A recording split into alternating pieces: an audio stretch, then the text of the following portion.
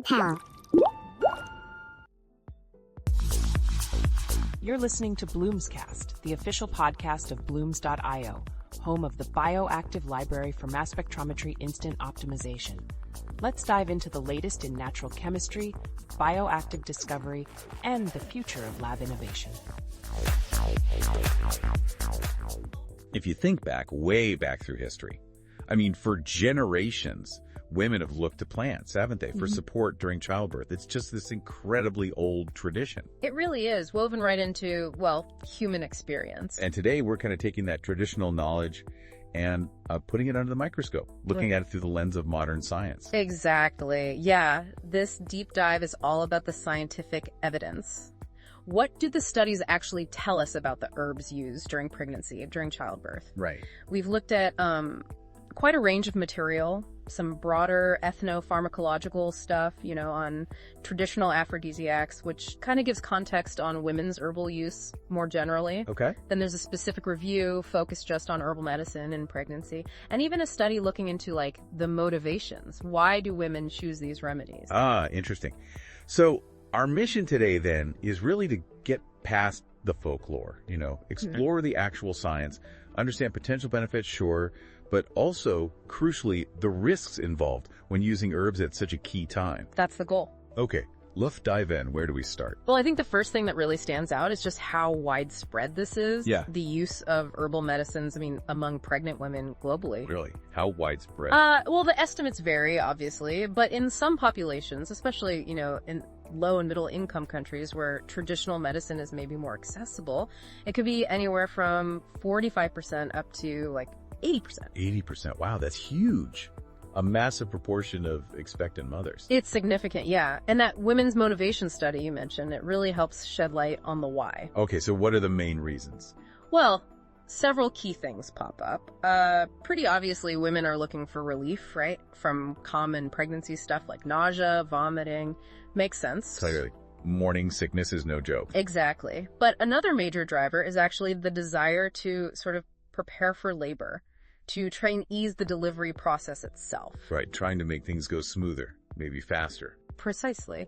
And beyond just tackling symptoms, there's also this focus on the general well-being, for both the mother and the baby. A holistic view, almost. Kind of, yeah. And we can't ignore the cultural traditions either. That's a big factor in many places. Information about which herbs to use, it just gets passed down, family, friends. And sometimes even healthcare workers. Sometimes, yeah.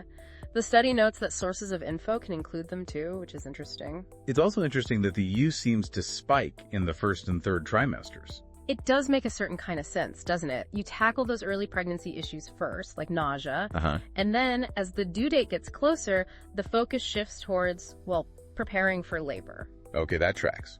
Now, the sources mentioned quite a few specific herbs, and while maybe not all of them are looked at strictly for childbirth across every single paper, right, the focus varies. We can still see some, relevant historical uses for women's health, can't we?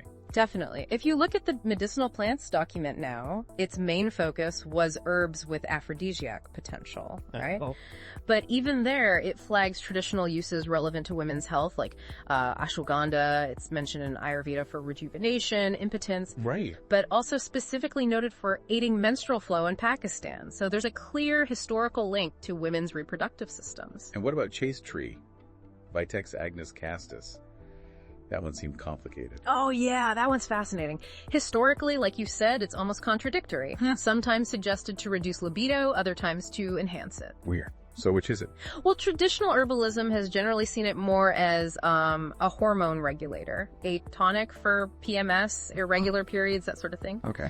But what's really key there, I think, is how it shows traditional uses can be complex, sometimes even conflicting, which just highlights why we need the scientific investigation, to get clarity. Good point. Any others from that source? Dung Quai was another one. Big in traditional Chinese medicine as a blood tonic, used for various gynecological issues. Okay. And Western herbalism also sees it as a kind of general female tonic. Fenugreek also gets a mention in the context of a study on sexual function. Fenugreek, right. So again, maybe not directly about childbirth in that context, but these examples show a pattern, a history of these plants being tied to women's health. Okay, so we're building a picture of the traditional background. Now that plant and childbirth document, that one zooms in much more specifically on labor and delivery, doesn't it? It does, yeah. That's where the focus really sharpens onto herbs potentially used for, like, labor induction, maybe pain management, postpartum recovery, the whole process. And what does it list?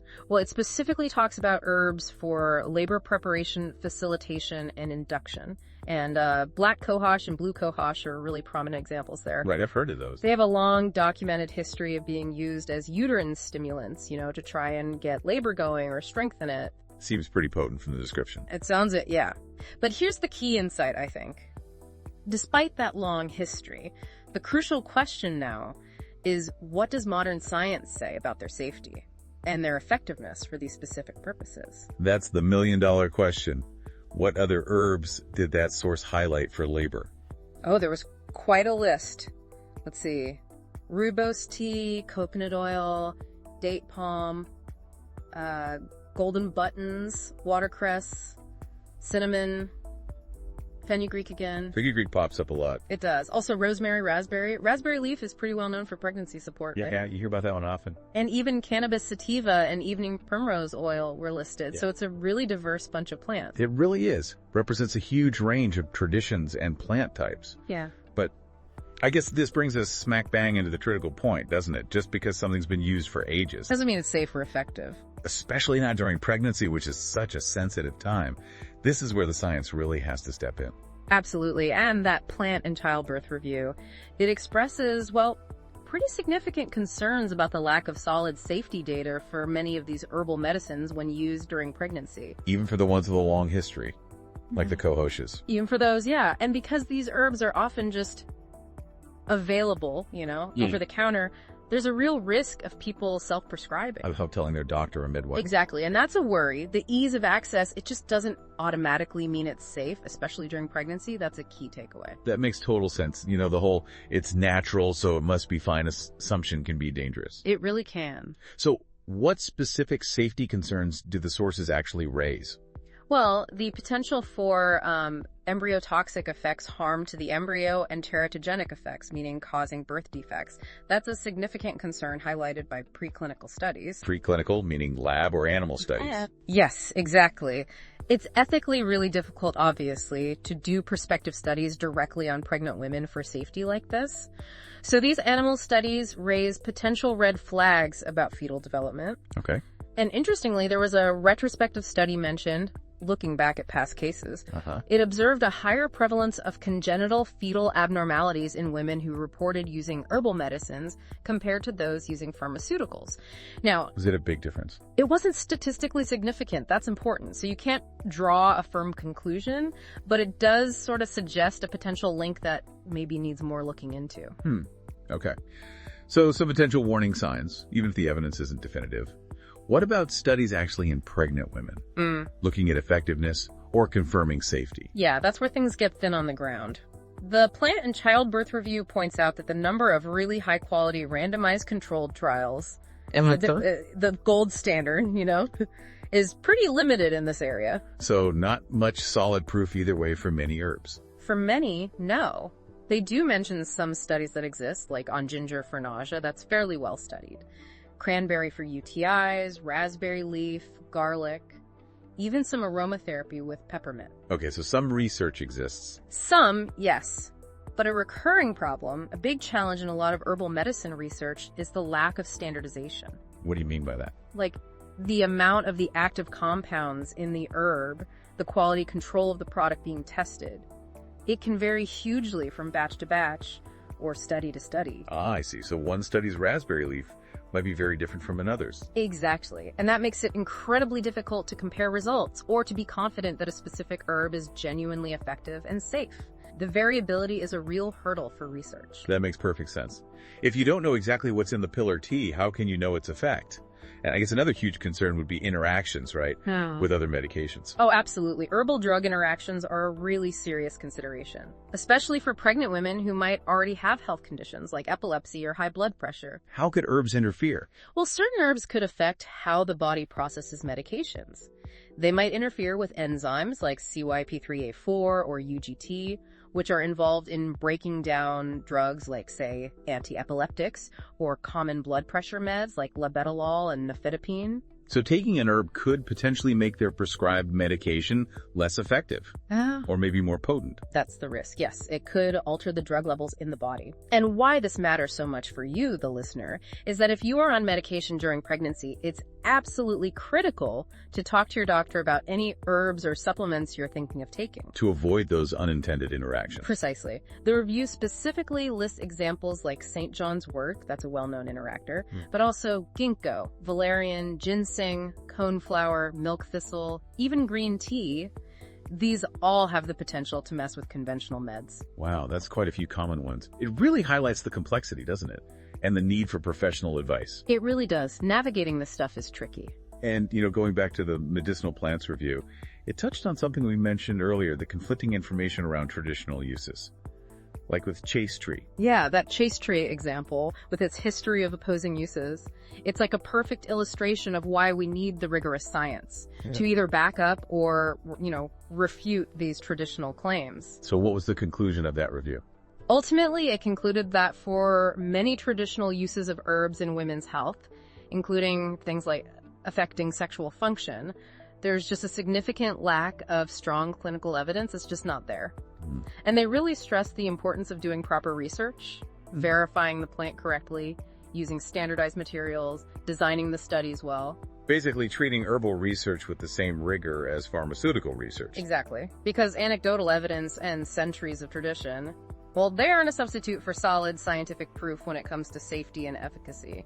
And it sounded like even the studies that do exist, especially on those aphrodisiac herbs, often had flaws. They did. Things like being too short, having dodgy designs, using measurement tools that weren't validated. All sorts of issues that make it really hard to draw firm conclusions. The scientific foundation often just isn't strong enough to support the historical stories. Which brings us to a really interesting potential solution, or maybe a way forward, that the Women's Motivation Study raised. The idea of integrating herbal medicine more formally into mainstream healthcare. Yeah, that's an intriguing angle. The suggestion is that in places where there's some integration, like, say, the US, where maybe some doctors or nurses might occasionally recommend certain evidence-based herbal options, right, it could potentially lead to less unregulated, potentially harmful use. The thinking is if there's more open communication, more guidance from professionals, and women can make more informed choices. That's the hope. They'd feel more comfortable discussing it, get better information, and maybe avoid some risks. That makes a lot of sense. Creates a safer space for that conversation.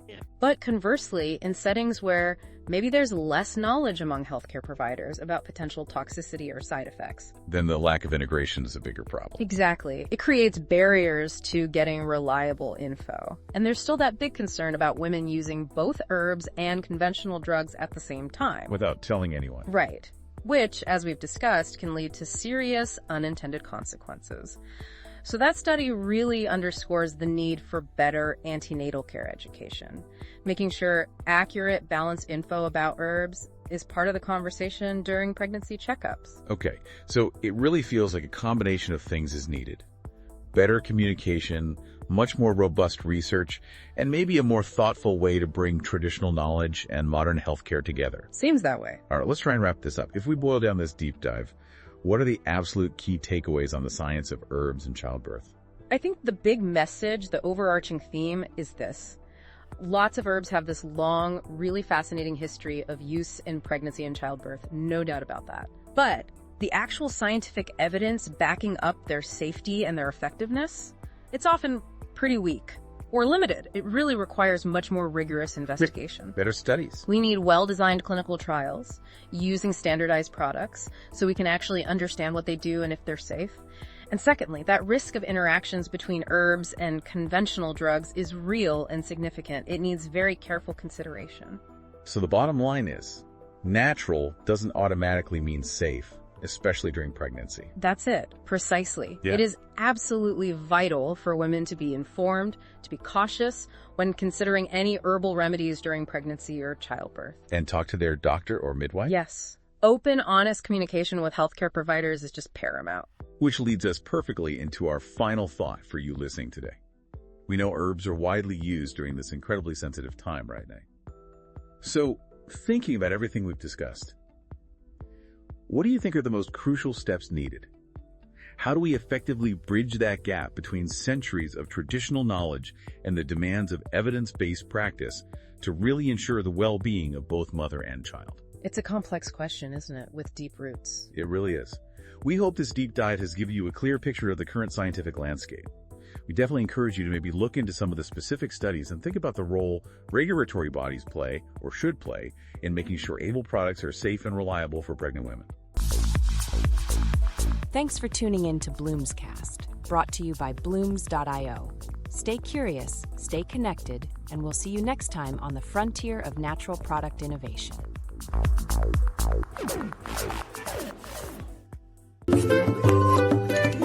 PharmaPal.